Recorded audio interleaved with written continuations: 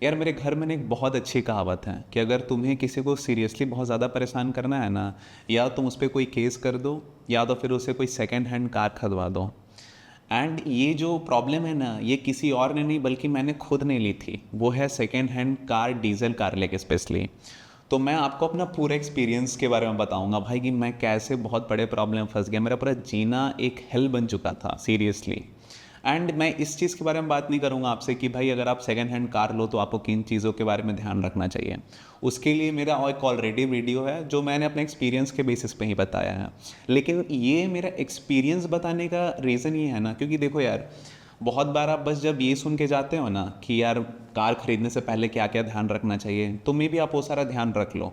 लेकिन यार हर कार अपने आप में अलग है, तो मे भी आप जो भी वीडियोस देखोगे उसमें वो चीज़ें शायद कवर ना हो जो कि उस कार में प्रॉब्लम हो जो कि आप लेने जा रहे हो। सब मेरे साथ भी एग्जैक्टली सेम चीज़ हुआ था। मैं 2-3 वीडियोस देख के गया था, लोग ने कुछ चेकलिस्ट की तरह बहुत कुछ बताया एंड बोला साथ में एक मैकेनिक लेके जाऊँ, मैंने वही चीज़ फॉलो किया। बस दिक्कत ये था कि मेरे को कुछ कार के साथ एक्सपीरियंस नहीं था। तो वो जो एक्सपीरियंस है जो मैंने भाई बहुत बड़ी गलती करके सीखी, वो मैं आपको बताऊंगा ताकि आप वो गलती ना करो। तो इसको थोड़ा शुरुआत से स्टार्ट करते हैं। तो भाई ये बात है मई 2024 की। मुझे कार लेना था। तो मैं पहले तो ड्राइविंग सीख रहा था। वो होता है ना ड्राइविंग स्कूल, 6-7 हज़ार रुपये देंगे जहाँ पे आप गाड़ी सीखते हो। तो मैं वहीं पे गाड़ी सीखने के लिए गया एंड मैं गाड़ी सीख रहा था। एंड वहाँ पे गाड़ी सीखने के लिए मुझे ऑल्टो से सिखाया जा रहा था। मैं हूँ भाई 6 फीट 3 इंच का। वो ऑल्टो में चला नहीं पाता था, मुझे बहुत दिक्कत होती थी। फिर भी मैंने उसी पे सीखा। मेरा पैर अटक जाता था। एंड यार देखो, ड्राइविंग स्कूल में ना आप कुछ भी खास नहीं सीखते हो। आप बस सीखते हो कि क्लच एंड एक्सलरेट कैसे करना है एंड ब्रेक कैसे करना है। इससे ज़्यादा आप कुछ नहीं सीखते हो। बाकी आप जो भी आपको एक्सपीरियंस आता है वो आपको गाड़ी चला के ही आएगा। अगर आप ये एक्सपेक्टेशन रख के जाओगे ना ड्राइविंग स्कूल की, भाई मैं ड्राइविंग स्कूल से निकलूंगा और मैं प्रो ड्राइवर बन जाऊंगा, ये तो भाई एकदम फालतू एक्सपेक्टेशन है। आप बहुत एक मिनिमम लेवल पे सीखते हो कि भाई बेसिक जो टूल्स है कार में वो कैसे यूज़ करना है। तो वही चीज़ मेरे साथ हुआ। तो मैं सोचा भाई एक कार लेते, मेरे को कार लेने का बड़ा शौक था। तो मैं सोचा कि यार नया कार लेने का पहले मेरा प्लान था। एंड मैं एक टोयोटा हाई राइडर करके गाड़ी था, अभी भी है ऑफ कोर्स। तो वो कार लेने के लिए कंसिडर कर रहा था, क्योंकि फर्स्ट रीज़न है कि भाई ऑफ कोर्स टोयोटा नहीं, मेरे को फॉर्च्यूनर बहुत ज़्यादा पसंद है। लेकिन जितना ही ज़्यादा फॉर्च्यूनर मेरे को पसंद है उतना ही वो मेरे औकात से बाहर था। तो मुझे हाई राइडर थोड़ा थोड़ा फॉर्च्यूनर जैसा दिखता था और मेरे को लगा भाई गाड़ी भी ठीक ठाक बड़ी है एंड मेरे बजट में भी है। एटलीस्ट मेरे को ऐसा लगता था, क्योंकि लोन का तो ऑप्शन था ही। एंड भाई मैं तो नया नया कमाना उस टाइम स्टार्ट किया था। भाई अब जब भी नया कमाना स्टार्ट करते हो ना, तो आपको लगता है कि भाई आप दुनिया खरीद सकते हो। अगर वो सैलरी 1-1.5 लाख के आसपास आपके महीने की हो तो आपको लगता है कि भाई आप कुछ भी खरीद सकते हो। भले आपका सेविंग्स में 1 रुपया भी नहीं है, लेकिन मेरे को लगता था कि हाँ भाई मैनेज तो कर ही लेंगे। ऐसा होता है कि जितना इतना डाउन पेमेंट कर देंगे तो भैया आपको लोन के लिए इतना सोचना ही नहीं, इजली मतलब हाँ, पास हो इजी जाएगा। वे में हो जाएगा, उसमें लोन के लिए सोचना ही नहीं है मतलब उससे ज़्यादा कोई तो। है कितना कितना डाउन पेमेंट में भी ये चीज़ हो जाएगा कि मेरे को ये नहीं कि इधर भैया उधर। जैसे कि आपका ये एफ आई वगैरह के लिए क्या, एफ आई वगैरह के लिए कोई तरह का दिक्कत नहीं। आप जितना ज़्यादा डाउन पेमेंट कर सकते हैं, 50% करिएगा ना, तो आराम से वो कर देगा। उसको ज़्यादा उसमें लेकिन जैसे थोड़ा दिन मैंने सोचा उसके बारे में, मैंने अपनी बहन से बात की, तो मुझे फिर एक कंसर्न का पता चला कि यार एक्चुअली मैं सोच रहा था कि कभी भी ऐसा हो सकता है कि मैं जॉब छोड़ सकता हूँ, क्योंकि भाई मेरे को खुद नहीं पता होता कि मैं अगले साल क्या करूँगा। तो ज़िंदगी में वो फ्लेक्सिबिलिटी मेरे को हमेशा चाहिए। लेकिन मैं सोचा कि अगर मैं लोन ले लूँगा तो शायद मैं वो ना कर पाऊँ, क्योंकि भाई मेरे को जॉब तो करना पड़ेगा ना। तो फिर ये एक इशू था। सेकंड, मेरे को ये लगा कि अगर मैं नई गाड़ी लूँगा ना यार, तो मैं क्योंकि नया नया गाड़ी चलाना सीख रहा हूँ, ऑफकोर्स वो कहीं ठुकेगी सटेगी, तो मेरे को डर रहेगा, क्योंकि ऑफकोर्स गाड़ी तो नहीं है। तो अगर इस डर के साथ मैं नया गाड़ी चलाना सीखूंगा ना, तो मैं पक्का से ठोक दूंगा। क्योंकि एक तो वो नहीं है, मैं चाहूँगा कहीं नहीं सटे कहीं नहीं सटे, और इस डर के साथ जब मैं बाहर निकलूंगा तो पक्का ही सट जाएगी भाई, क्योंकि डर में आप बहुत ज़्यादा ही गलती करते हो। तो मेरे को इन दोनों का बेस्ट सॉल्यूशन दिखा कि भाई एक सेकेंड हैंड कार ले लेते हैं, सस्ता सुबिस्ता, उसको चलाएंगे मस्त, उसके बाद उससे सीख जाएंगे, फिर नया गाड़ी ले लेंगे। लेकिन प्रॉब्लम तो ये थी कि यार मैं ऑलरेडी लंबा हूँ, तो मेरे को बड़ी गाड़ी लेनी थी। और आपको पता है कि आप अगर गाड़ी लेने जाते हो तो आपके पास क्या क्या ऑप्शन है। अगर मैं बात करूँ, OLX पे आप ले सकते हो, ट्रू वैल्यू है, स्पिनी है, Cars24 है, बहुत सारे ऐप्स हैं। मेरे को लगा कि भाई मैं मिडिल मैन या किसी एजेंसी को क्यों पैसा दूँ, भाई मैं डायरेक्टली बायर से ख़रीदना चाहता हूँ। तो अगर आप बायर से खरीदना चाहते हो एंड स्कैम का पार्ट बनना चाहते हो, तो बेस्ट ऑप्शन है OLX। तो मैं OLX से बहुत ज़्यादा गाड़ियाँ एक्सप्लोर कर रहा था, क्योंकि ऑफकोर्स OLX में बहुत ज़्यादा लोग लिस्ट कर देते हैं, स्कैमर्स लोग वहीं पे लिस्ट करते हैं, आपके साथ स्कैम भी हो सकता है गाड़ी लेते समय। उसके बारे में कभी और बात करेंगे। तो OLX में मैंने ट्रेंड देखा कि यार जो गाड़ियाँ मार्केट में बहुत ज़्यादा बिकती है ना, लाइक स्कॉर्पियो, इनोवा, भाई वो कितनी भी ज़्यादा पुरानी है, उनका रेट बहुत ज़्यादा रहता है, like 8 lakh 9 lakh normal rate है, ठीक है। बट मैंने एक चीज़ देखी कि जो कंपनियाँ मार्केट में हैं बट उनकी शायद गाड़ी बंद हो गई है, वो आपको कम दाम में मिल सकती है। एंड उसमें सबसे बेस्ट ऑप्शन मेरे को लगा रेनॉल्ट डस्टर, ठीक है, क्योंकि यार गाड़ी भी ठीक ठाक बड़ी है, बहुत ज़्यादा बड़ी भी नहीं है एंड अच्छी गाड़ी है, मतलब रिलायबिलिटी में मैंने देखा बहुत ज़्यादा कोई कंसर्न नहीं है, तो ठीक ठाक गाड़ी है एंड गाड़ी देखने में ठीक ठाक लगती है। तो मेरे को लगा भाई यही गाड़ी लेनी है। तो मैं बहुत ज़्यादा OLX पे एक्सप्लोर किया, बहुत ज़्यादा OLX पे एक्सप्लोर किया। फाइनली मेरे को एक गाड़ी दिखी जो उसका 2,30,000 दाम था, OLX पे मेरे को दिखा। तो मेरे को लगा भाई दाम तो ठीक है एंड गाड़ी का फ़ोटो भी अच्छा खासा था एंड जो मेरा लोकेशन था उससे 50 किलोमीटर पे ही दूर वो गाड़ी थी। तो मैंने सोचा भाई यही गाड़ी लेते हैं। मैंने ओनर से बात किया तो ओनर से बोला ठीक है भाई मैं अवेलेबल हूँ, आप गाड़ी देखने आ जाओ। तो भाई मैं तो एकदम, मेरे को चुल मचा हुआ था कि जितना जल्दी मैं गाड़ी ले सकूँ। बस दोपहर में 2 बजे बात हुई, 4 बजे मैं ओनर के पास पहुँच गया। तो ओनर ने मुझे गाड़ी दिखाया, मैं अपने साथ एक मैकेनिक को भी लेके गया क्योंकि ऑफकोर्स मैंने यूट्यूब वीडियो में उसमें देखा था। तो मैं जाके गाड़ी देखा, ओनर ने मुझे गाड़ी दिखाया। तो मैंने मैकेनिक से पूछा गाड़ी कैसा है। मैकेनिक बोलता है भैया गाड़ी एक नंबर है, बस ऑफकोर्स गाड़ी रखा हुआ तो कुछ कुछ दिक्कतें हैं। एंड ओनर ने मुझे बहुत स्मार्टली बोला कि हाँ गाड़ी में कुछ कुछ दिक्कत है क्योंकि मैं तो बाहर रहता हूँ, अब ये गाड़ी चलता नहीं है, 1.5-2 साल से गाड़ी ऐसे ही पड़ा हुआ है एंड इसमें बैटरी का प्रॉब्लम है, स्टार्टर मोटर का प्रॉब्लम है। आप एक बार मेजर सर्विस करवाओगे उसमें आपको 20-25 हज़ार रुपये लगेगा पहली बार, लेकिन उसके बाद गाड़ी चलने लायक हो जाएगी, उसके बाद गाड़ी एक नंबर हो जाएगी। तो उसने मुझे ये सब कहानी बताया एंड मैंने मान लिया क्योंकि भाई मेरे को घंटा कुछ कार के बारे में नहीं पता, मेरे को ये भी नहीं पता कि BHP टॉर्क क्या होता है, भाई कुछ 0% कार के बारे में नॉलेज नहीं। मैं अपने साथ एक मैकेनिक को लेके गया था, ऑफकोर्स वो भी यूट्यूब वीडियो से सुन के। लेकिन यार अगर आप टायर 2 सिटीज़ में हो तो आप ज़्यादा मैकेनिक पे रिलाई नहीं कर सकते हो, क्योंकि यूट्यूब वीडियोस में लोग ये बताते हैं कि आपको साथ में मैकेनिक को लेके जाना है। लेकिन भाई अगर आपको कार का नॉलेज नहीं है तो आप उस मैकेनिक को कैसे जज कर पाओगे कि भाई वो उस लायक है कि नहीं जो आपको बता सके गाड़ी सही है या नहीं। क्योंकि बात से तो हर मैकेनिक बहुत अच्छा बोलेगा अपने आप को कि हाँ मैंने ये गाड़ी बना दी है, मैंने तो मर्सिडीज़ बनाया हुआ है, मैंने तो ये किया हुआ है। तो आप बात से तो उनको नहीं काट सकते हो, आपको तो वो सही लगेंगे बात से। आपको भी एक्सपीरियंस होना चाहिए कि भाई ये मैकेनिक खुद सही है या नहीं। तो मैं तो मान लिया था। ऑफ कोर्स 2-3 दिन बाद उस गाड़ी को मैंने फाइनलाइज कर दिया, मैंने पेमेंट कर दी। मैंने फाइनली उसको 190 का पेमेंट दिया। बात मैं 2 देने वाला था लेकिन बाद में मैंने 10,000 उसको नहीं दिया क्योंकि भाई वो गाड़ी में बहुत सारी दिक्कतें थी। तो 30,000 मैंने इसलिए कम करा लिया था क्योंकि यार उसने मुझे बोला था कि मेजर सर्विस कई बार वो करवाना पड़ेगा। तो मैंने बोला ठीक है भाई 30,000 लगेगा, आपको मैं 30,000 कम देता हूँ। तो वो मान गया। थोड़ा सा रिक्वेस्ट करने के बाद मैं गाड़ी लेके आ गया एंड गाड़ी वहाँ से लेके निकला भाई, क्योंकि मैंने आपको जैसा कि बताया जो मेरा लोकेशन था जहाँ मैं गाड़ी लेने गया था वो 50 किलोमीटर दूर था। तो मैं वहाँ से गाड़ी लेके निकला एंड एक फाटक आता है, फाटक आप जानते हो ना, रेलवे क्रॉसिंग। तो वहाँ पे मैं गाड़ी रोका, ठीक है, गाड़ी बंद कर दी क्योंकि वहाँ पे बहुत ज़्यादा टाइम लग रहा था। जैसे ही ट्रेन गई तो मैंने गाड़ी स्टार्ट किया, भाई वो स्टार्ट ही नहीं हुआ। एंड जब है ना उधर साइड की गाड़ी आने लगी तो इधर से लोग मेरे पीछे एकदम हॉर्न मारे हुए, एकदम हॉर्न मारे हुए। मेरी गाड़ी स्टार्ट ही नहीं हो रही है, स्टार्ट ही नहीं हो रही है। भाई मेरा पूरा एकदम, मैं स्वेटी स्टेट में पैनिक कर रहा हूँ, मेरे को समझ में नहीं आ रहा मैं क्या करूँ। लोग एकदम हॉर्न पे हॉर्न दिए जा रहे हैं, मेरा एकदम दिमाग काम नहीं कर रहा है। फिर मैंने फाइनली गाड़ी से बाहर निकल के फ़ोन किया ओनर को। उन्होंने मुझे बोला कि मैंने कि जैसे कि आपको बताया था कि इसमें स्टार्टर मोटर का प्रॉब्लम है, गाड़ी को तुरंत सेल्फ मत मारो, थोड़ा देर रुक के मारो सेल्फ, तब वो स्टार्ट होगा। भाई मैं फाटक के बीच में रुका हुआ, कैसे मैं थोड़ा देर रुक सकूँ? भाई लोग पीछे एकदम पूरा हड़बड़ाए हुए हैं, पूरा हॉर्न पे हॉर्न मार रहे हैं। फाइनली कुछ हेल्पफुल लोग आए, 4-5 लोग, उन्होंने मेरे गाड़ी को धक्का दिया। एंड प्रॉब्लम ये हुआ कि जब वो गाड़ी को धक्का दिए ना तो वो जो रेलवे ट्रैक होता है ना भाई, वहाँ पे गाड़ी फंस गई। एंड वहाँ पे जो मेरा हालत ख़राब कि भाई कहीं उधर से ट्रेन ना आ जाए, क्योंकि भाई आप तो पुश ही कर रहे हो और ऑफ कोर्स वो तो अप होता है, जो भी ट्रैक होता है वहाँ से चक्का निकल नहीं रहा। फिर फाइनली जैसे तैसे हमने वहाँ से गाड़ी निकाला। फिर बार रुक के मैं घर पहुँचा। एंड जैसे ही मैं घर पहुँचा अगले दिन ही मैंने जो भी नियरेस्ट गैराज था वहाँ जाके मैंने गाड़ी दे दी। मैंने गाड़ी दिया, वहाँ पर उन्होंने बोला कि हाँ ठीक है हम बना देंगे।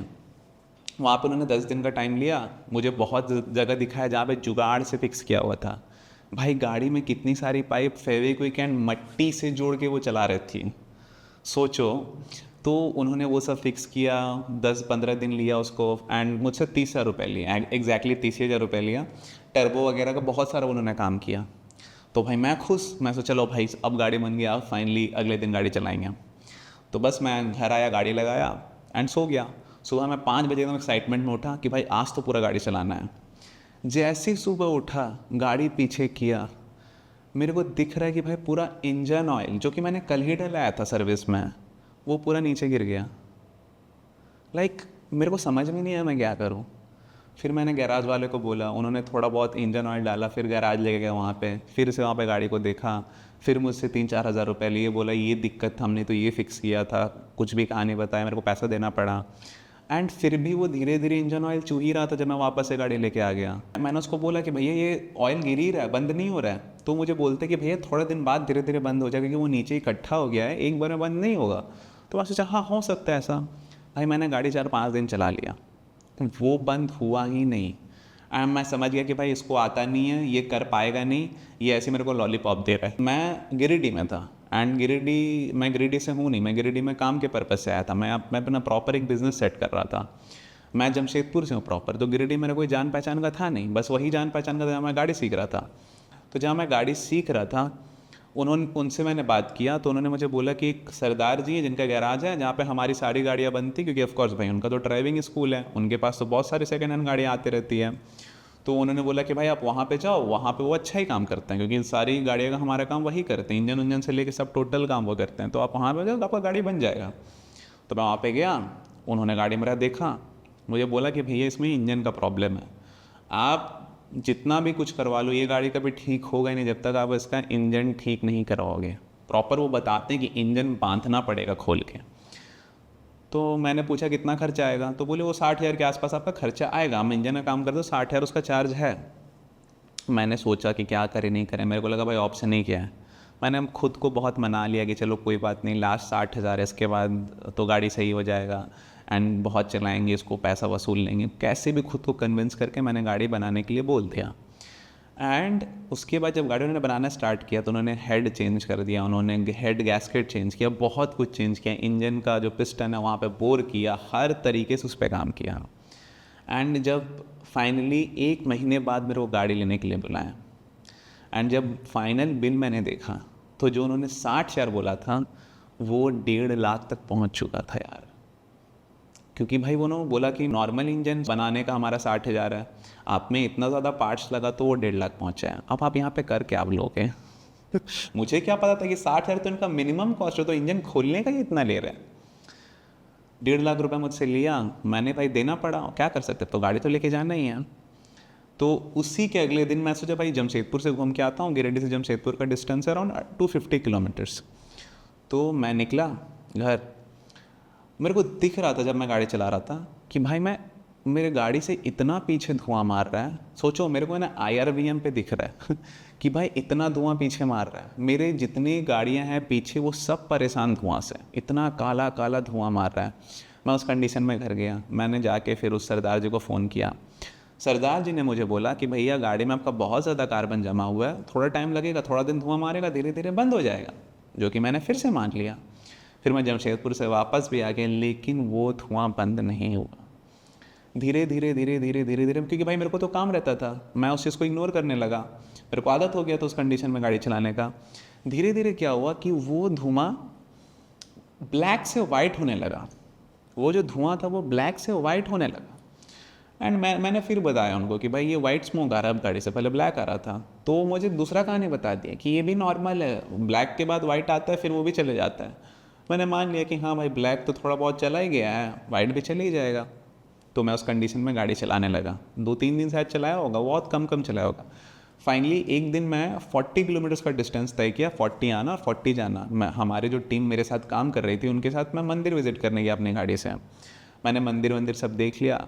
अब जैसे ही मैं मंदिर से वापस आ रहा था, मेरा क्या हुआ, मैं जैसे ही घर पहुंचने वाला था, 1-2 किलोमीटर मैं अपने घर से दूर होऊंगा, गाड़ी पूरा पिकअप बनाना बंद कर दिया था। और उस दिन पूरा दिन गाड़ी ढंग से पिकअप बना ही नहीं रहा था, मेरे को थोड़ा हार्ड एक्सलेट करना पड़ रहा था। जो गाड़ी 2000 RPM पे जिस स्पीड से भागता था वो मुझे 3000 तक लेके जाना पड़ रहा था। मेरे को दिख रहा था गाड़ी उतना पिकअप नहीं बना रहा, लेकिन फिर भी मैं चला रहा था, मेरे को लगा ठीक हो जाएगा। और फाइनली जब मैं घर से 1-2 किलोमीटर ही बस दूर था, उसके बाद मैं गाड़ी मेरा एकदम पिकअप ही नहीं बना रहा, मैंने हार्ड पूरा एक्सलेटर प्रेस कर दिया, फिर भी गाड़ी उतना नहीं भाग रहा है। सडनली क्या हुआ, गाड़ी अपने आप एकदम हाई एक्सलेशन पे चल गया 5,000-6,000 आरपीएम पे, और इतना वाइट धुआं आने लगा गाड़ी से, मेरे को कुछ समझ में नहीं आ रहा क्या करूं। मैंने सबको बोला भाई गाड़ी से बाहर भागो, गाड़ी से बाहर भागो। मैं खुद बाहर निकला एंड मैं हाईवे पे था एंड पूरा हाईवे मेरे को कुछ नहीं दिख रहा, इतना वाइट वाइट धुआं, आसपास पूरा वाइट धुआं हो गया, और गाड़ी इतना ज़ोर से एक्सलेट कर रहा है खुद को, कुछ कोई नहीं कर रहा है, गाड़ी किए जा रहा है एंड कुछ नहीं, मतलब आप समझ लो कि गाड़ी के जो 100-200 मीटर का जो रेंज होगा वहाँ पे कुछ नहीं दिखाई दे रहा है। भाई मेरे को लगा कि भाई गाड़ी फटने वाला है, मेरा पूरा हालत ख़राब हो गया था। एंड जब मैं वापस से, जब वो धुआं शांत हुआ, गाड़ी का रेव बंद हुआ, मैं जब गाड़ी के पास गया, मैंने देखा कि एक बंदा गाड़ी में फंस गया था। मेरे को बाद में पता चला कि एक बंदा गाड़ी में फंस गया था, क्योंकि भाई गाड़ी ऑटो लॉक हो जाता नहीं टाइम के बाद, जब कुछ ऐसा सिचुएशन होता है, गाड़ी ऑटो लॉक हो गया था, वो डोर ही नहीं खोल पाया एंड वो फंसे रह गया था। उसका भाई हालत ख़राब, पूरा पसीना पसीना, पूरा उसका शर्ट पैंट सब भीग चुका था। अब भींगा कैसे था वो नहीं पता, लेकिन ऑफकोर्स स्वेट से ही भींगा होगा। भाई मुझे बाद में पता चला उसको बोलते हैं डीजल इंजन रनवे। आप यूट्यूब में सर्च करना वो क्या कंडीशन होता है। ये तब होता है जब आपके गाड़ी में फ्यूल की जगह इंजन ऑयल जलने लगता है, तो तब ये दिक्कत होता है। जब भी वाइट स्मोक अगर गाड़ी में आ रहा है ना, तो गाड़ी मत चलाना, क्योंकि भाई इसका बहुत मतलब है कि फ्यूल में कुछ ना कुछ तो मिक्स हो रहा है, या तो कूलेंट मिक्स हो रहा है या तो ऑयल मिक्स हो रहा है। अगर इंजन ऑयल में कूलेंट मिक्स होगा तो भी वाइट स्मोक मारेगा, एंड ये आपकी गाड़ी के लिए बिल्कुल अच्छा नहीं। तो इस टाइम पे गाड़ी चलाना ही मत, जो मैंने गलती करी थी। तो बस मैंने सरदार जी के पास गाड़ी ले गया, उनको बताई ये सब चीज़। सरदार ने बोला ठीक है भाई, हम आपका काम इस बार फ्री में करेंगे, आपसे कोई पैसा नहीं लेंगे, हम फिर से इंजन बनाएंगे अगर ज़रूरत पड़ा तो, आपसे कोई पैसा नहीं लेंगे कि हमारे वजह से हुआ है। उन्होंने बताया कि शायद कोई टर्बो का इशूज़ था, उन्हें लगा कि चल जाएगा, इसीलिए ऐसा हो गया। बट मैंने बोला ठीक है भाई, काम कर रहा है तो करने दो भाई। फिर से उन्होंने 1 महीना लिया, ठीक है, एंड उन्होंने मुझसे उसके बाद 10,000 रुपये लिए, क्योंकि बोले कि इसके वजह से हमें इंजेक्टर पे भी काम करना पड़ा। लास्ट टाइम हमने इंजेक्टर पे कोई काम नहीं किया था, तो बस हम आपसे उसका चार्ज लेंगे। तो मैंने 10,000 रुपये दे दिया। मैं वहाँ से वापस आया, 3-4 दिन गाड़ी शायद चलाया होगा। स्मोक तो फिर भी कर ही रहा था, ब्लैक स्मोक तो गाड़ी से रुका ही नहीं। उसके बाद मैं 3-4 दिन गाड़ी चलाने के बाद सडनली पाइप फट गया, गाड़ी ओवर हीट होने लगा। पाइप फटा, उसके बाद तो गाड़ी ओवर हीट हो गया था, तो उन्होंने फिर से पाइप बदला। मैं कहीं जा रहा हूँ, पाइप एक बार फट चुका है ऑलरेडी 3-4 दिन बाद। और एक दिन मैं धनबाद जा रहा था गिरिडीह से, जो कि 60 से 70 किलोमीटर है। मैं वहाँ से वापस आ रहा था गाड़ी चला के, सडनली इंजन ओवर हीट हो गया। ये ओवर हीट हुआ, गाड़ी बंद हो गई, उसके बाद स्टार्ट नहीं हो रही है। मैं देखा गाड़ी में फिर से कूलेंट ख़त्म हो गया। पता नहीं इस बार कूलेंट कहाँ से गिर गया। मैंने फिर से उसको फ़ोन किया, फिर से गाड़ी वापस लेके वहाँ गया, और उसके बाद उन्होंने बनाया। लेकिन मैंने देखा कि भाई अब जो गाड़ी का जो हीट वाला टेम्परेचर है वो हमेशा ज़्यादा रहता है। अब मैं कहीं भी जाता हूँ, मेरे को हमेशा डर रहता है भाई कहीं इंजन ओवर हीट ना हो जाए। एंड इंजन ओवर हीट सबसे ज़्यादा फालतू चीज़ आपके इंजन के लिए। इससे ज़्यादा पर गाड़ी के इंजन को कोई डैमेज नहीं कर सकता जितना हीट डैमेज कर सकता है। देखो गाड़ी ऑटोमेटिकली भाई 90 से 100 डिग्री पे चलता है, लेकिन अगर यही टेम्परेचर 120-150 डिग्री पे चले जाए, हर इंजन का अपना स्पेसिफिक टेम्परेचर होता है, लेकिन जो उसका टेम्परेचर है उससे ज़्यादा वो चले जाए तो वो भाई पूरा आपका इंजन बेकार कर देगा। एंड मेरे गाड़ी में ये बार बार हो रहा था।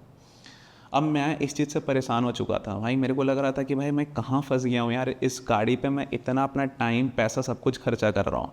पैसा को तो सेकेंडरी बात है भाई, मैं अपने काम पे ध्यान नहीं दे पा रहा हूँ। इस वजह से मैं कुछ पे ध्यान नहीं दे पा रहा हूँ, मैं कहीं जा नहीं पाता हूँ। इस गाड़ी को लेके मैं फंस गया हूँ। मेरे को सीरियसली फील हो रहा था कि भाई मैं इस गाड़ी को जला दूँ। लाइक मेरे को सोच रहा था, मैं लाइक अंदर से एकदम रो रहा था, इस लेवल पर फंस चुका था। एंड कभी कभी क्या होता है ना, बहुत बार ऐसा सिचुएशन में आपका कहीं जब पैसा डूब रहा होता है ना, तो उस पैसा को बचाने के लिए आप और पैसा लगाते हो। इसको बोलते हैं संकन कॉस्ट फैलेसी। हमें लगता है कि नहीं शायद और लगा देना तो बाकी रिकवर हो जाए। एंड मेरे को भी सेम चीज़ लग रहा था कि शायद अब ठीक हो जाएगा ना तो पूरा रिकवर हो जाएगा, अब ठीक हो जाएगा ना पूरा रिकवर हो जाएगा। ये मैं लूप में फंस चुका था। एंड मेरे को याद आ रहा था कि भाई जिसने कहा था सही ही कहा था कि अगर किसी को प्रॉब्लम में फंसाना है ना तो भाई आप सेकेंड हैंड गाड़ी खरीदवा दो, स्पेशली डीजल गाड़ी। अगर आपको नॉलेज नहीं है तो भाई गलती से भी सेकेंड हैंड डीजल कार मत लेना, जो कि मैंने गलती करी। एंड उसके बाद मेरे को इस सिचुएशन में मैंने 1 हफ्ता बैठ के सोचा, मेरे को कुछ समझ में नहीं आ रहा मैं क्या करूँ। मैं उस गाड़ी से कहीं जा नहीं पाता था, मेरा ऑलरेडी बहुत पैसा खा चुका था वो, 2-3 लाख तो ऐसे ही खा गया था। और 2 लाख जब मैंने गाड़ी खरीदी, 5 लाख रुपए वो गाड़ी खा के बैठा हुआ, तो उसके बाद भी वो कम्प्लीटली ठीक नहीं हुआ है। तो फाइनली मैंने रेनॉल्ट शोरूम में बात करा, वहाँ पर मैं गया, गाड़ी को दिखाया। मुझे उस टाइम पता चला कि गाड़ी का मीटर भी बैक है। जब मैंने गाड़ी लिया था तो मैं गाड़ी देख के खुश हो गया था, क्योंकि मीटर पे दिखा 51,000 ओडोमीटर पे, मैं भाई खुश, क्योंकि मीटर तो काम करता नहीं था। बाद में पता चला कि 2022 में 75,000 किलोमीटर था, और मैंने गाड़ी 2024 में ली, तब मुझे 51,000 में मिला गाड़ी, 51,000 में। तो मैं तो भाई, मेरे को लगा जितना गाड़ी कम चला वो उतना बेटर होगा, तो मेरे को लगा भाई गाड़ी तो उतना चला ही नहीं है, क्योंकि भाई गाड़ी तो डीजल गाड़ी है। एंड बाद में पता चला शोरूम में कि भाई तो मीटर बैग है गाड़ी का।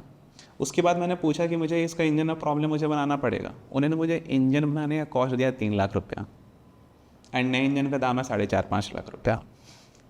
भाई मैं पुराने इंजन क्यों बनाऊँ 3 लाख रुपया का, जब नया इंजन मुझे 4.5-5 लाख का मिल रहा है। तो मैंने वहाँ से गाड़ी घुमा लिया, भाई इतना पैसा मैं नहीं दे सकता था।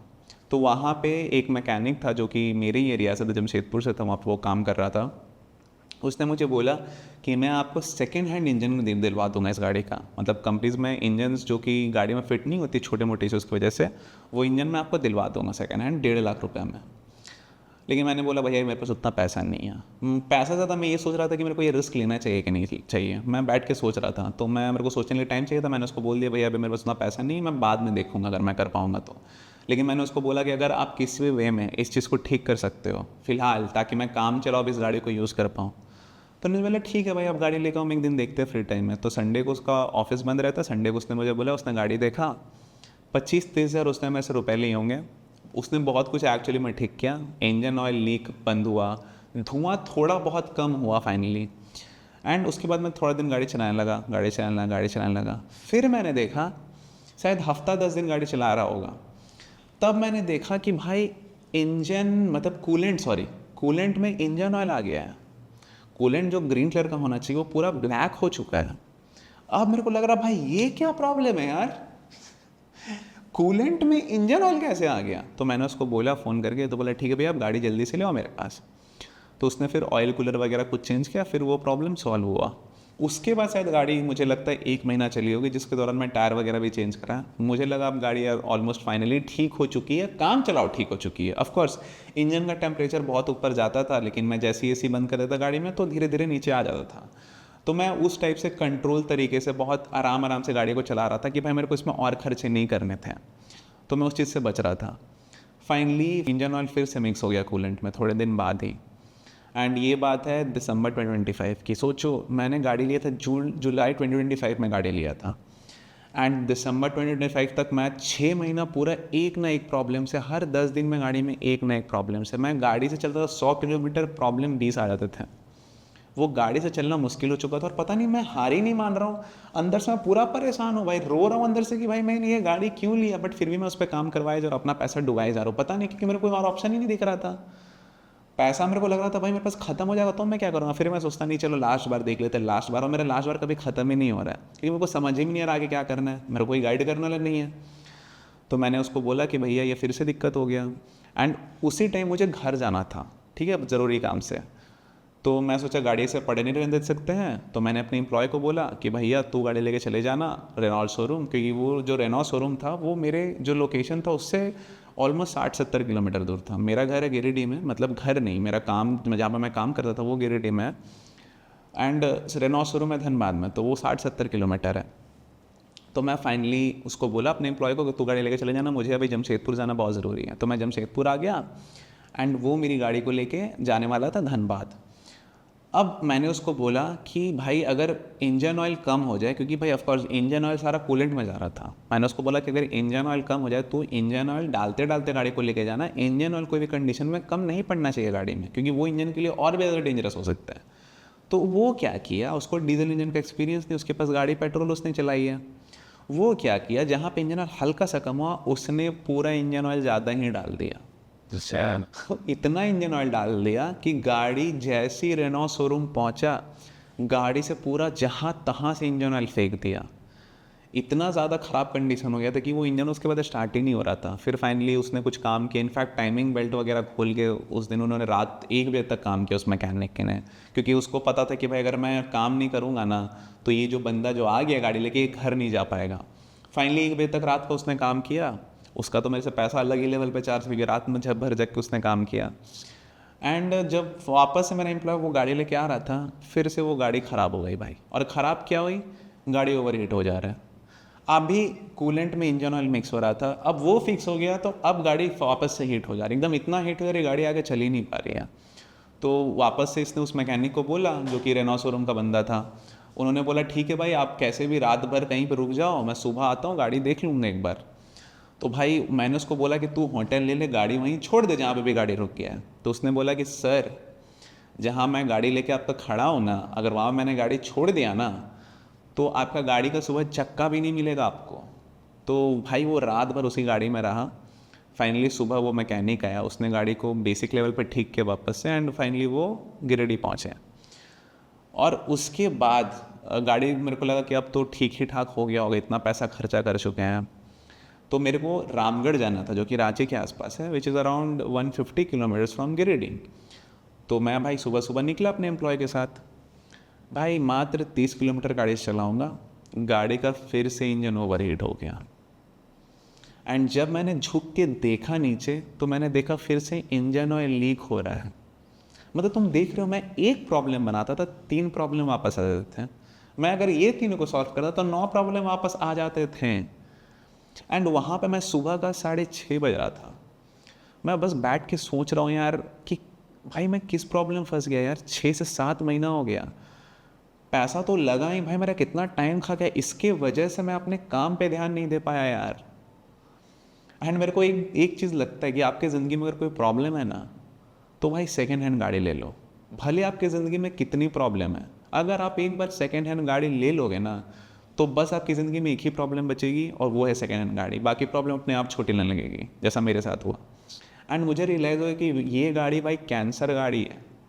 जैसे कैंसर होता है ना कि आप कितनों उसको कुछ कर लो वो ठीक नहीं होगा, एंड उसको मेंटेन करना बहुत एक्सपेंसिव हो जाता है, जैसे टाइम में वो बढ़ते रहता है, उसकी दवाइयाँ चलेंगे फिर भी वो कम्प्लीटली ठीक नहीं होगा। एंड सेम इशूज़ ये गाड़ी में था। एंड मेरे को समझ में नहीं आ रहा कि भाई मैं करूँ तो क्या करूँ यार, इसको कैसे, इसको मैं फेंक दूँ, क्या करूँ, कुछ समझ में नहीं आ रहा। फाइनली मैं आपको एक चीज़ बताना भूल गया था, 2024 के अक्टूबर में, विच इज़ 3 मंथ्स बैक, कि ये है जनवरी का शुरुआत 2024 के अक्टूबर में दुर्गा पूजा में मैं गया था अपनी दीदी के घर जो कि कोलकाता में है। ठीक है, मेरी दीदी कोलकाता में काम करती थी तो मैं कोलकाता गया था। एंड मैं भी कोलकाता में 2 साल रहा था उससे पहले। तो कोलकाता मेरे जान पहचान के बहुत सारे लोग थे जहाँ पे मैं बाइक वगैरह बनवाता था। तो वो भैया मेरे को मिले एक दिन, मैंने उनको बताया यार भैया मैं तो एक सेकेंड हैंड गाड़ी लेके फंस गया ऐसे वैसे। तो उन्होंने बोला कि भाई तुम कोलकाता में क्या बनवा लो, कोलकाता में भाई मल्लिक बाजार है, मल्लिक बाजार तो भाई पूरा बहुत बड़ा कार मार्केट है, आपको कार की छोटी से बहुत छोटी से हर पार्ट मिल जाएंगे, एंड आपका इंजन भी चेंज हो जाता है। तो बोला अरे भाई ये तो गजब बात है। तो मैं उस बंदे के साथ मार्केट गया, कार मार्केट गया, वहाँ मैंने इंजन देखा, भाई बहुत सारा इंजन था। एंड आप जब सेकेंड हैंड इंजन देखोगे ना, यूज्ड इंजन, तो आपको भाई हर इंजन पुराना ही अजीब लगेगा। आप बाहर से देख के नहीं बता सकते कि भाई कौन सा इंजन कितना अच्छा और कौन सा इंजन कितना ख़राब है। तो मैंने उसका फ़ोटो वीडियो ले लिया एंड वहाँ से वापस चला गया एंड डीलर का नंबर वगैरह ले लिया। एंड उसके बाद आके मैंने रेनॉ शोरूम वाले बंदे को दिखाया, भाई उसने उस इंजन का बुराई करने लगा, बोला कि भैया ये इंजन में आप घुसे हुए तो हो नहीं, जो कि सही बात है। अगर ये जो इंजन आपके पास उससे भी ज़्यादा ख़राब निकला तो ये भी सही बात है। एंड उसने मुझे ये देख के बताया कि ये गाड़ी पानी खाया हुआ है, ठीक है, क्योंकि नीचे में जंग लगा हुआ था इंजन का, थोड़ा बहुत रस्ट था। तो उसने बोला ये पानी खाया हुआ बेकार इंजन है, आप इसको मत लेना, आपको इंजन लेना है तो मेरे से लो। अब मेरे को ये समझ में नहीं आ रहा कि भाई ये मेरा सोच के बोल रहा है कि अपना फ़ायदा देख के बोल रहा है। मैं वहाँ से निकल गया एंड बस इसके बाद की वजह से मैंने इतना डिले किया। फाइनली जनवरी में जो मैं जा रहा था, जो मैं रास्ते में सुबह का 6:30 बजे वाला सीन था, मैं बैठ के वही सोच रहा यार कि अगर मैं इसको बनवाया ना तो भी अब कोई फ़ायदा नहीं है, बनवाने का तो ऑप्शन मैंने निकाल ही दिया था। मेरे को लगा भाई अब एक ही ऑप्शन है, या तो गाड़ी चेंज या तो इंजन चेंज। क्योंकि भाई मैं सोचा एक बार लास्ट ट्राई कर लेते हैं, जो कि मैं इतना दिन से फालतू ट्राई कर रहा था, एक बार लास्ट ट्राई कर लेते इंजन चेंज कराने का। अगर वो सक्सेसफुल नहीं हुआ तो मैं छोड़ दूंगा। एंड जब मैं कोलकाता गया था, उन्होंने जो मुझे इंजन का प्राइस बोला था भाई वो 1/4 था जो कि इस बंदे ने बोला था, रेनॉ शोरूम वाले बंदे ने इंजन का प्राइस। तो मैंने सोचा चलो कोलकाता में रिस्क लेके देख सकते हैं एक बार। तो मैंने डीलर से उसी टाइम 6:30 बजे बात करी कि भैया मेरे को इंजन चेंज कराना है, आप कर दोगे? मैंने उसको बोल दिया कि भैया देखो अगर इंजन फालतू हुआ ना तो मैं इंजन नहीं लूँगा। उन्होंने मुझे बोला ठीक है भैया आप आ जाओ, आप गाड़ी चला के देख लेना, उसके बाद ही आप फुल पेमेंट करना। उसने मुझे ये श्योरिटी दिया। मैंने ज़्यादा नहीं सोचा, क्योंकि भाई लाइफ में कभी कभी आप इस स्टेज में आ जाते हो ना जब आप इतना दर्द, इतना प्रॉब्लम में जा चुके होते हो, तब आपको बड़ा रिस्क भी छोटा लगने लगता है। एंड मेरा वही एग्जैक्टली सिचुएशन था उस टाइम पे। बस मेरे को रामगढ़ में मीटिंग अटेंड करना था, मैंने मीटिंग अटेंड किया। उस गाड़ी से इंजन ऑयल निकल रहा है, मैं इंजन ऑयल हल्का हल्का डालते डालते रामगढ़ गया। फिर मैं रामगढ़ से कोलकाता गया। उस एक दिन में मैंने 750 किलोमीटर गाड़ी को चलाया उस कंडीशन में, जो कि आई गेस पहली बार उस गाड़ी ने इतना चला होगा। एंड सुबह सुबह मैं कोलकाता पहुंचा। एंड नेक्स्ट दिन सुबह मैं पहुंचा, उसी दिन मैं गया उस बंदे के पास मल्लिक बाज़ार में, जो डीलर था मेरा। उसने गाड़ी देखा, बोला ठीक है इसका इंजन चेंज कर देंगे। उसी दिन उसने उस प्रोसेस को स्टार्ट किया। 3-4 दिन लगा, इंजन को चेंज कर दिया। इंजन के साथ गियर बॉक्स का भी काम हुआ, क्योंकि गाड़ी का डैशबोर्ड काम नहीं करता था। एंड उसने मुझे बोला इसका कुछ गियर बॉक्स में कोई एक चीज़ होता है जिसकी वजह से आपका ओडोमीटर भी काम करता है। तो मैं बोला ठीक है कर दो भैया। वहाँ पे उसने मुझसे टोटल लगभग 70-80 हज़ार रुपये लिए, इंजन का भी लेके एंड जो गियर बॉक्स का काम किया वो भी। फाइनली मेरे को भरोसा नहीं हुआ था कि भाई अब गाड़ी उतना ठीक होगा। मेरे को लगा ठीक है भाई, जैसा भी लगे एटलीस्ट एक बार इंजन चेंज कराएगा तो देखना ही है। तो मैं जैसे ही वहाँ से गाड़ी लेके निकला, मैंने गाड़ी चलाया, हमको नॉर्मल ही लगा, क्योंकि उस टाइम पे पता नहीं चल रहा था कि भाई इंजन ठीक है कैसे, क्योंकि भाई कोलकाता में इतना ट्रैफिक हो था सामने कि मैं गाड़ी को ढंग से चला के देख ही नहीं पा रहा था। तो बस ट्रैफिक में क्या भाई, धीरे धीरे 10-20 का स्पीड में आप चलते रहते हो। फिर मैं वहाँ से गाड़ी लेके निकल रहा था, थोड़ा फ्लाईओवर वगैरह में जहाँ ट्रैफिक कम था, मैंने गाड़ी को अराउंड से 50-60 चलाया। गाड़ी मेरे को ठीक ही लग रही थी, मतलब पहले से थोड़ा बेहतर लग रहा था। लेकिन एक चीज़ बहुत अच्छी लग रही थी कि जो हीट का मीटर होता है, मतलब जो इंजन टेम्परेचर का जो मीटर होता है, उसमें पहली बार 2 लेवल था। ठीक है, नॉर्मली वो 4 लेवल रहता है। एंड मेरा गाड़ी में तो पहले तो 5-6 लेवल रहता था। तो इस बार 2 था भाई, 4 भी नहीं, जो कि 4 नॉर्मल है। ये तो नॉर्मल से भी कम था। तो मेरे को वो चीज़ काफ़ी अच्छा लगा। मेरे को लगा भाई ऐसा तो नहीं ना थर्मोस्टेट काम ही नहीं कर रहा है जिससे इतना कम दिख रहा है। बट मैंने लगा नहीं ठीक ही है, क्योंकि एटलीस्ट 2 तो दिख रहा है भाई, अगर ख़राब होता तो 0 दिखता। तो बस मैं वहाँ से गाड़ी लेके निकला। एंड उसी दिन मुझे, क्योंकि भाई मैंने अपना काम छोड़ के वापस कोलकाता आया था, ठीक है, तो मेरे को उतना दिन ज़्यादा दिन मैं कोलकाता में नहीं रह सकता था। तो उसी रात मैं डिसाइड किया कि भाई मेरे को कोलकाता से वापस गिरिडीह जाना है। तो मैं रात में भाई हाईवे पे चढ़ा अराउंड 9 बजे NH-19 में। NH-19 काफ़ी अच्छा रोड है, 3 लेन रोड है, 3 लेन रोड हाईवे है, 120 का स्पीड लिमिट है। भाई उस दिन पहली बार मैंने वो गाड़ी चलाई अब उसके ओरिजिनल फॉर्म में। भाई गाड़ी चल रही है 140, 150, like seriously. Renault Duster 85 PS 2013 model. मैंने उस लेवल पे पहली बार गाड़ी चलाई जहाँ पे भाई गाड़ी चलाने में बहुत मज़ा आ रही है। अब मुझे पता चल रहा है कि भाई डीजल इंजन का क्या पावर होता है। भाई वो गाड़ी कितना मस्त चल रही है भाई, आराम से 120-140, कोई उसके लिए बात ही नहीं। 140 तो आराम से भाई हवा से बात कर रही है, वो गाड़ी चल रही है। तो पहली बार मैंने उतना स्पीड पे गाड़ी चलाया।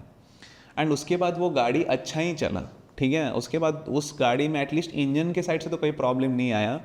उसके बाद मैंने अलॉयस चेंज कराया। फालतू पैसा मैंने बहुत खर्चा किया उसके बाद भी, क्योंकि मेरे को लगा भाई अब गाड़ी कैंसर मुक्त हो चुकी है, इसका थोड़ा ब्यूटी पे तो काम करना ही चाहिए, मेकअप वगैरह थोड़ा तो करवाना ही चाहिए।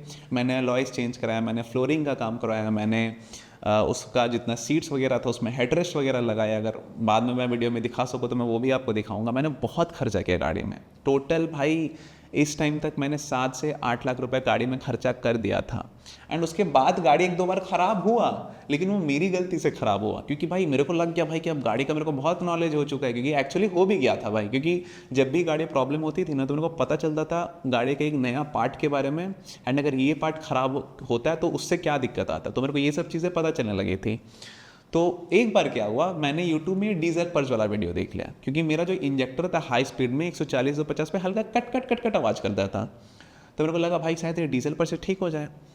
तो मैंने देखा कि भाई यूट्यूब में देखा है कि आप डायरेक्टली इंजेक्टर पे कैसे डाल सकते हो, वो इनलेट आउटलेट पाइप के through, fuel inlet outlet pipe जो भी है उसके थ्रू। तो मैंने यूट्यूब में देखा, एक मैकेनिक मेरा बन चुका था दोस्त, क्योंकि भाई मैं उसको जैसा बोलता था वैसे ही काम करता था। वो आया, बोला ठीक है हम कर देंगे। तो उसने गलती से क्या किया, जो इनलेट आउटलेट का पाइप था वो डायरेक्टली डीजल पर्च में डाल दिया। अब वो डाला ठीक, लेकिन वो पाइप गंदा था। अब डीजल पर्च पूरा गंदा हो गया। मैंने बोला भाई अब ये डीजल पर्च यूज़ मत करो आप, मैं इसको फेंक देता हूँ। तो मैं उसको फेंकने जा ही रहा था, तब तक इस मैकेनिक ने मुझे बोला कि नहीं भैया आप है ना इसको टंकी से डाल दो। अगर आप इसको डीजल टैंक से डालोगे ना तो ये डीजल फिल्टर के थ्रू आएगी। डीजल फिल्टर का तो काम ही है फिल्टर करना, ये आराम से कर देगा। मेरे को फिर भी मन में मैं कन्विंस नहीं था कि भाई मैं नहीं डालता हूँ यार, छोड़ देता हूँ। लेकिन उसने मुझे कन्विंस कर लिया और मैंने डाल दिया। भाई मैं उसके बाद जब गाड़ी चलाया ना 20 से 30 किलोमीटर में चारों इंजेक्टर जाम हो गया। एंड बस अगले बार 12 से 20 हज़ार रुपया लगा, क्योंकि एक बार मैंने इंजेक्टर बनवाया, उसके बाद फिर एक बार ख़राब हुआ, 2 बार इंजेक्टर ख़राब हो गया, ठीक है। उसके बाद इंजेक्टर फाइनली ठीक हुआ। तो मेरे को लग रहा था फिर कि भाई गिरिडीह में कुछ अच्छा काम नहीं होता है, लेकिन वो मेरी गलती थी।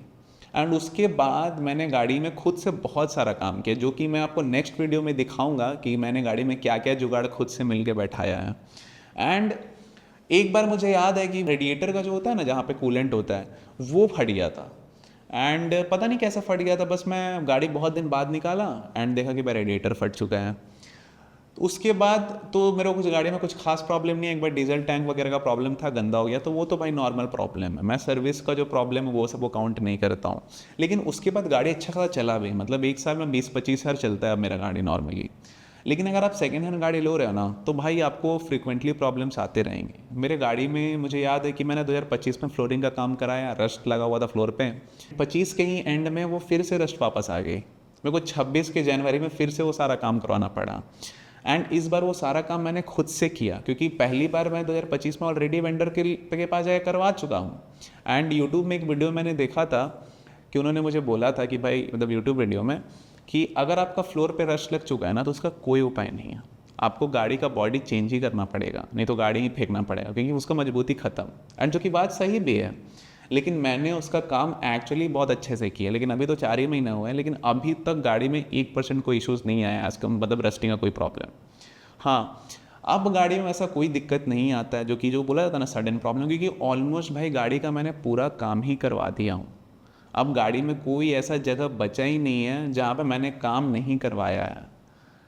तो ये जो मेरा पूरा एक्सपीरियंस था ना यार, ये एक्सपीरियंस बहुत अपने आप में, अगर आप इस चीज़ को समझोगे, सबसे पहला यार, आपको डीजल गाड़ी अगर आपको एक्सपीरियंस नहीं है, या अगर आपके पास जान पहचान के लोग नहीं जो कि डीजल गाड़ी का अच्छा खासा नॉलेज रखते हैं, एटलीस्ट 5-10 साल चलाए हुए हैं, भाई आप डीजल गाड़ी मत लो, क्योंकि भाई डीजल गाड़ी बहुत ज़्यादा हाई मेंटेनेंस मांगता है।